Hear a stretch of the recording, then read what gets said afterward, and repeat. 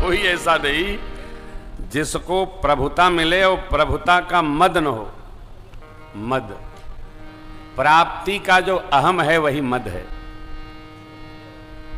दक्ष महाराज ने सोचा हमको तो पद प्राप्त ही हो गया है, अब क्या करें, या तो यज्ञ करा दें। यज्ञ किस लिए? तो सबको बुलाएंगे, शिव जी को नहीं बुलाएंगे। शिव बाबा को बिना बुलाए यज्ञ पूर्ण कैसे होगा? मनुष्य ये विचार नहीं करता। ये इंसान इतना अधिक समझदार है कि ये मानता है कि मेरे से अधिक और है कौन जो समझदार हो। इतना समझदार है, परिणाम आने तक वो समझदारी करने से बाज नहीं आता। परिणाम आता है तो घबराता है। बहुत सी चर्चाएं हैं। बाबा ने कथा सुनाई, इतने में विमानों की आवाज आई। कथा के बीच से ही माई बोली, बाबा ये आवाज कैसी आ रही है? बोले देवता लोग यज्ञ में जा रहे हैं। कहाँ? तो आपके पिताजी के गांव। और हम लोग? बोले नहीं, हमको बुलाए नहीं, और आप हमारी अर्धांगिनी हैं इसलिए आपको भी नहीं बुलाए। पिता के घर में उत्सव है, आप कहते तो मैं हो आती। तो बाबा बोले, कहे नी मोरेहु मन भावा, पर यह अनुचित नहीं नेवत पठावा। अच्छा तो मुझे भी लगता है कि आप जाओ, लेकिन दक्ष ने अपने सभी पुत्रियों को बुलाया है, छोड़ हमारे आपके। माई समझाने लगी, मायके की बात है, जाऊंगा, बहनें मिलेंगी, मम्मी पापा मिलेंगे।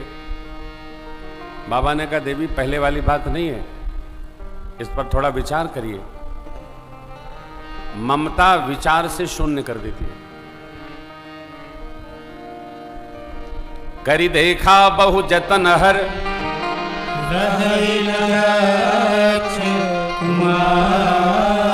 दिए मुख्य गण संग,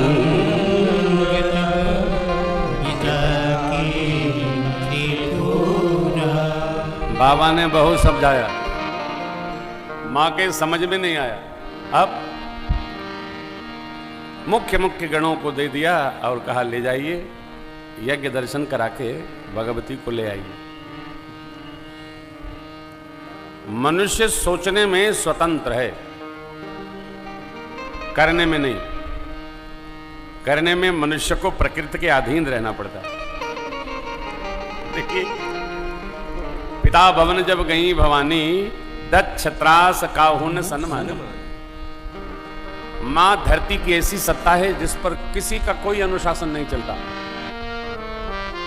सादर भले ही मिली ये कमाता, भगिनी मिली दक्ष प्रजापति मिले, लेकिन उनके पूरे बदन में आग लग गई। क्यों? आदर से मां मिली, बहनें चिढ़ा के मिली, दक्ष जी को क्यों आग लग गई?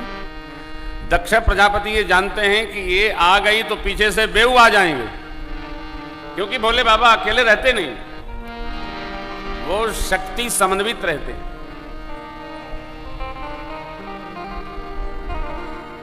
और ये कानपुर में नहीं है, पूरे देश में, पूरी दुनिया में है।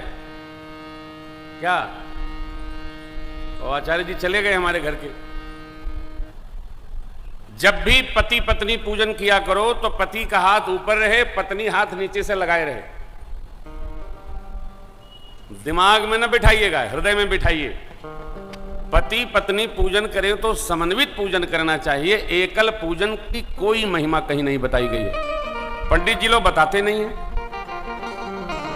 यज्ञ कुंड में हवन हो, अर्धांगिनी बैठी रहे, पति स्वाहा करे। क्यों? वैदिक यात्रा में अर्धांगिनी नहीं, माताएं हवन कर ही नहीं सकती। माताओं का स्वरूप है मां स्वाहा का। कह दे तो लोग नाराज हो जाते हैं। आचार्य जी घबराते हैं कि हम कह देंगे तो दूसरे आचार्य को बुला लेंगे। कभी भी अकेले पूजन नहीं करना चाहिए। आपातकाल की बात और है, समन्वित पूजा करो। दंपति धर्म आचरण नीका, अजहु गाव श्रुति जिनके लीका। लीक माने पेट। अलग अलग करना नहीं है, साथ करना है।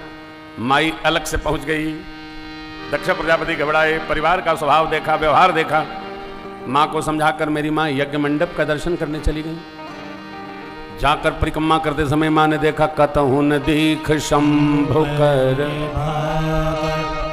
तब जो शिव बाबा ने कहा था मेरे को अपमानित करने के लिए आपके पिता ने यज्ञ ठाना है, चित्त पर चढ़ गई बात।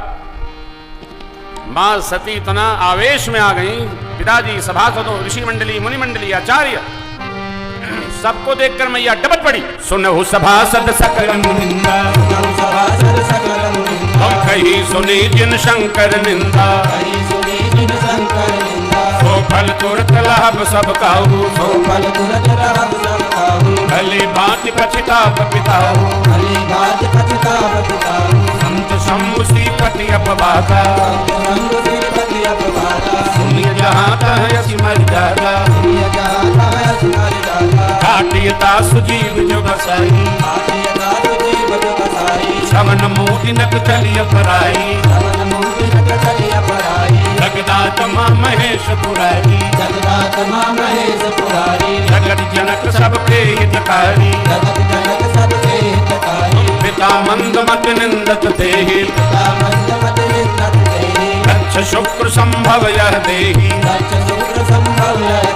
धजिहौं तुरत देह देहि तो,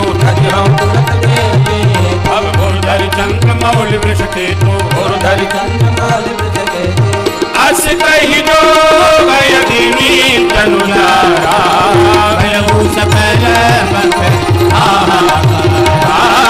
भयहु सकल मख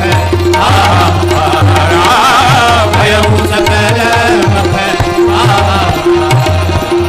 पिताजी को संबोधित करते हुए पूषा जी, भृगु जी, सभी मुनि मंडली, आचार्य, सभासदों को डांटते हुए मेरी मां ने बदन को योगाग्नि में प्रवेश करा दिया। गणों को पता चला मैया तो योग अग्नि में प्रवेश कर गई। गणों ने यज्ञ को सविधि विधिवत विध्वंस किया। मान के लिए यज्ञ है, अपमान के लिए यज्ञ नहीं है। आदर के लिए यज्ञ है, निरादर के लिए यज्ञ नहीं है।